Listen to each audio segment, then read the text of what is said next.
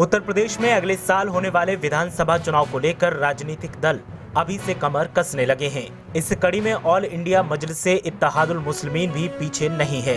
क्षेत्रीय दलों से गठबंधन के कयासों के बीच AIMIM प्रमुख असदुद्दीन ओवैसी ने यूपी में 100 सीटों पर अपने उम्मीदवार उतारने की घोषणा कर दी है। बिहार विधानसभा चुनाव में बेहतर प्रदर्शन करने के बाद AIMIM की नजर अब उत्तर प्रदेश पर है। AIMIM सूबे में ओम प्रकाश राजभर की अगुवाई वाली सुहेलदेव भारतीय समाज पार्टी और छोटी पार्टियों के गठबंधन भागीदारी संकल्प मोर्चा के साथ मिलकर चुनाव लड़ेगी।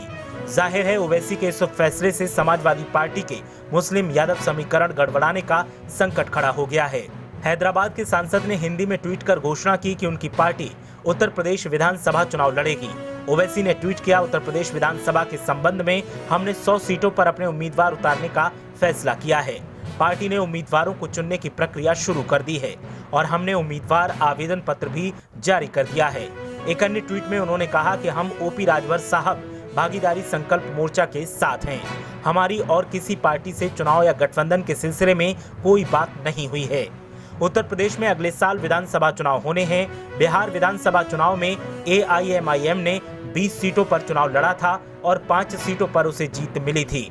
असदुद्दीन ओवैसी के यूपी की लड़ाई में उतरने के बाद राजनीतिक गलियारों में इस बात की चर्चा तेज हो गई है कि इससे अखिलेश यादव का मुस्लिम यादव समीकरण गड़बड़ा सकता है। समाजवादी पार्टी का मुस्लिम वोट बैंक पर काफी प्रभाव है।